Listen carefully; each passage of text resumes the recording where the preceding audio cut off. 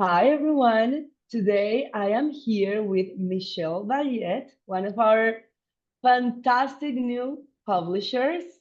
Thank you, Michelle, for agreeing to have this interview with us today and sharing a little bit of your experience, your life, your career with us. Thank you for having me, Laura. Absolutely, our pleasure. So, Michelle, could you start by introducing yourself? We want to know a little bit more of who you are. Ooh, good question to start with, of course. I'm 40 years old. I'm living in the Netherlands when I'm not traveling. Been in the last 10, 15 years mostly in war and crisis areas to investigate. Mhm.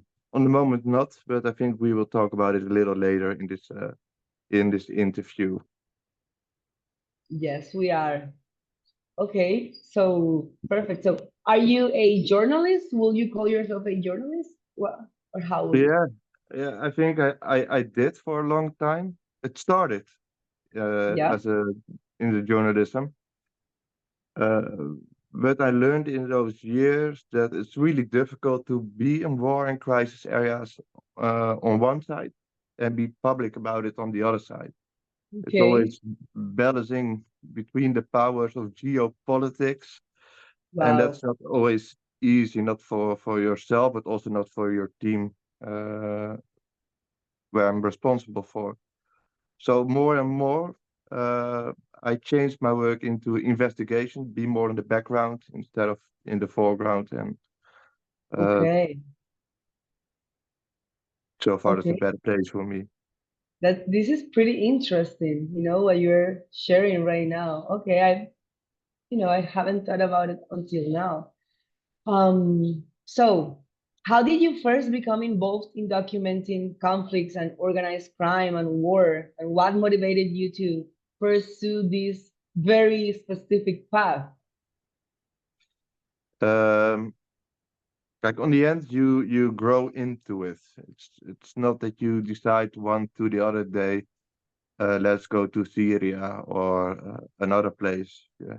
Um, it started with me in Venezuela. I was traveling in South America just to figure out what I wanted with my future.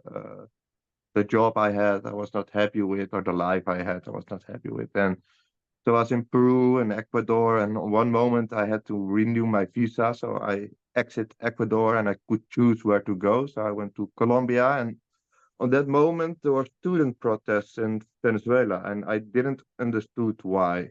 And we didn't have any Dutch journalists or correspondents in the country. So I Hmm. decided to go over to Venezuela. The idea was for 2 weeks, uh, just to talk with people to learn a little bit more about the country.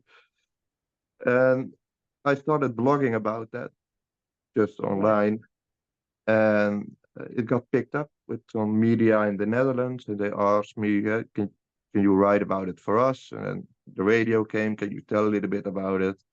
And then the television came, can you do something for us too? Um, so 2 weeks became 1.5 year, where I grew up into the crisis over there in Venezuela, Colombia, the border, and the surrounding areas. And from there, I went to Syria, Iraq, uh, Ukraine, Russia, Dominican, Haiti, where I got sick 2 years ago. Wow. Very interesting. How did all born and you immediately, based on that situation, felt that that was your passion?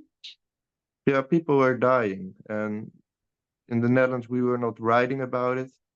Hmm. Uh, so it was important. It was important to share what you were seeing, and um, because there was nobody there to write Hmm. about, uh, it was easy for me to share my story to a wider audience. Right. Okay. Okay, perfect. And right now that you are, you have made a shift in your careers more towards writing, research, what new initiatives or projects are you currently working on, if we can know?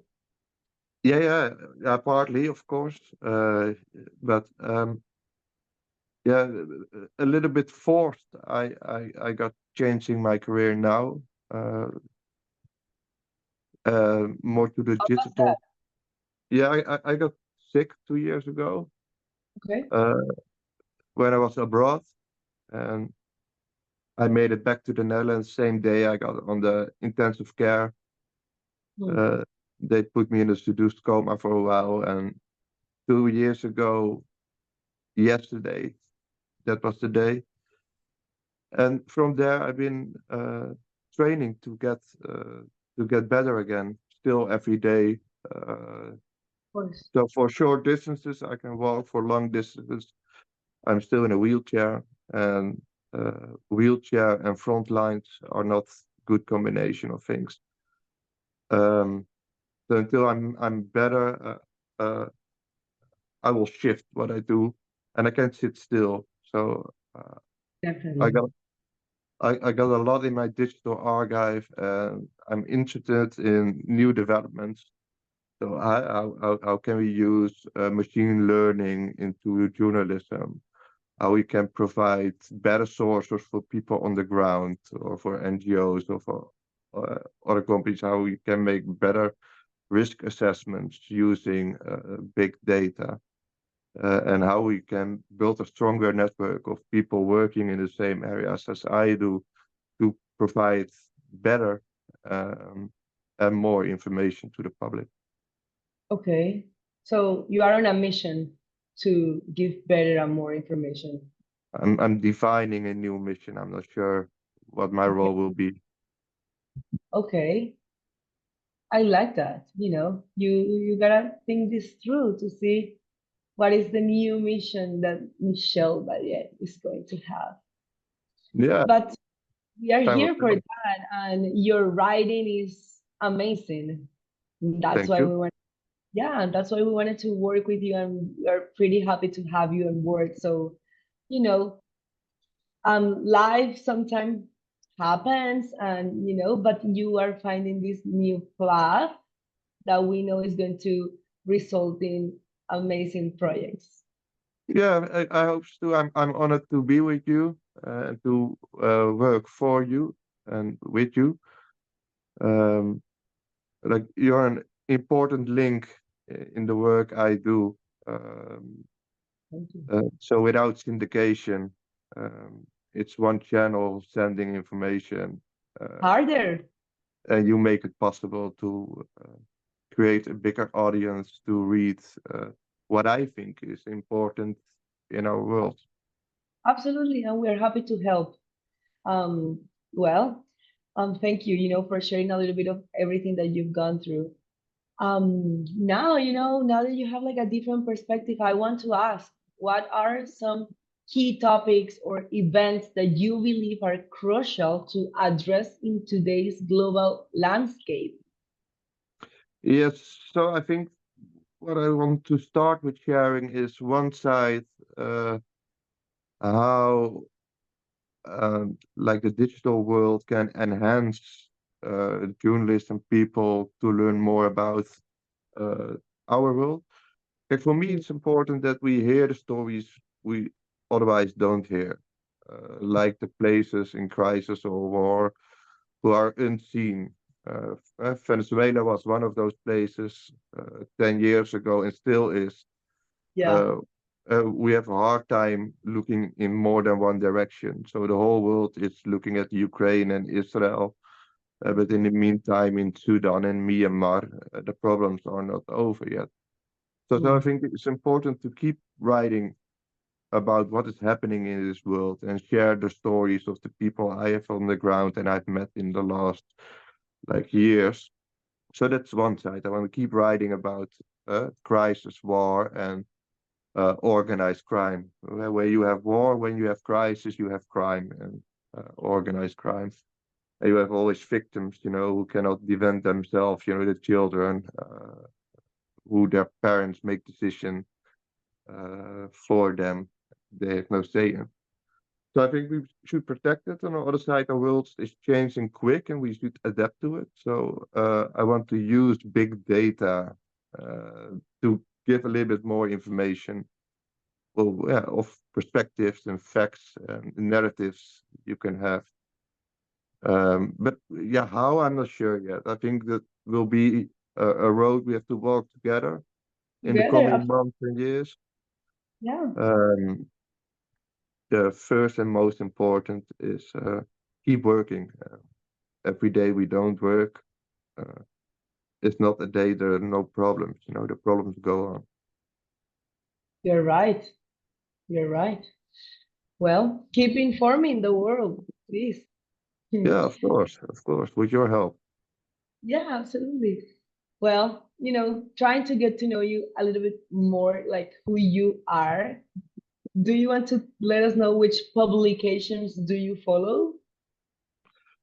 Yes, I'm a lot on uh, uh, yeah, databases like LexisNexis to yeah, get my daily basis of news from the other side, Okay. like other opinion of other views.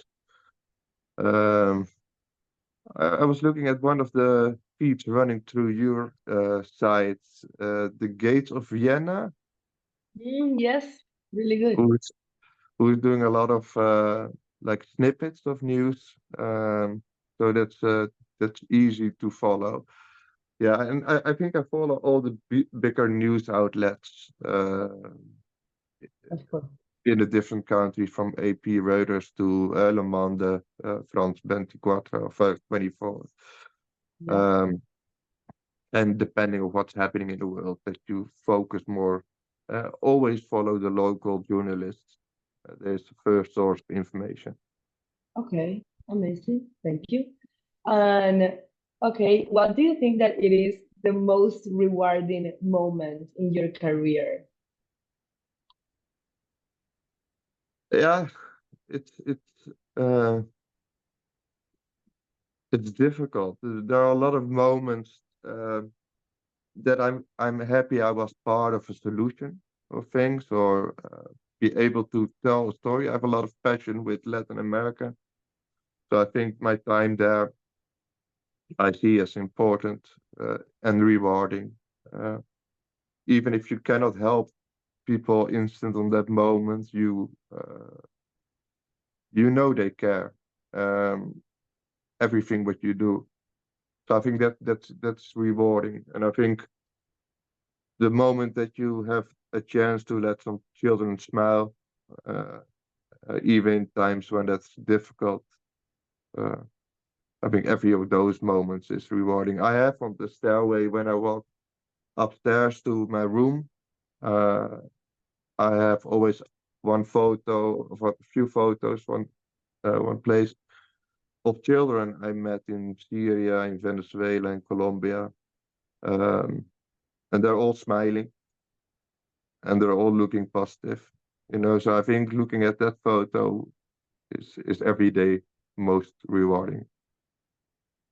I love that. I love that. Thank you for sharing all of that. Thank you for sharing what you want to do, what you've done so far. And we know that we've been looking so much from you. Um, so thank you. Thank you. Thank you. Now, before I let you go, I want to ask, like, what made you trust Newstex to syndicate your content with us? Like, why us? Um, I think because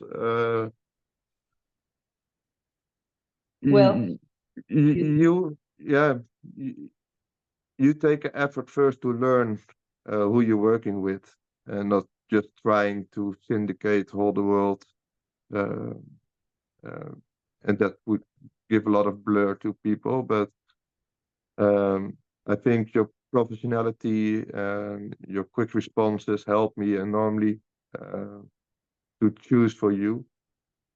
Um, so I think that is an important part. The second one is the places where you syndicate to. I was Those going are, to mention huh? because I was going to mention that because you mentioned in the interview previously that you use LexisNexis, for example, which is one of the channels that we serve. Yes, yes. Of course, I recognized LexisNexis and some other bigger names. Yeah, on the end, those names should spread the story to a wider public, and you're exactly in between. You got them all together, um, uh, and it makes me happy. Okay, well, I hope that, this is a fruitful relationship for the two of us. And one more time, thank you, Michelle, for taking the time. We hope to see a lot of things coming from you. So, yeah, You're more than welcome, and I will do all I can. please do let me know if you get to come back to Latin America. Okay? Of course, I'll let you know. Thank you, Michelle. I'll let you go now. Okay, have a great evening. Bye bye. Bye bye.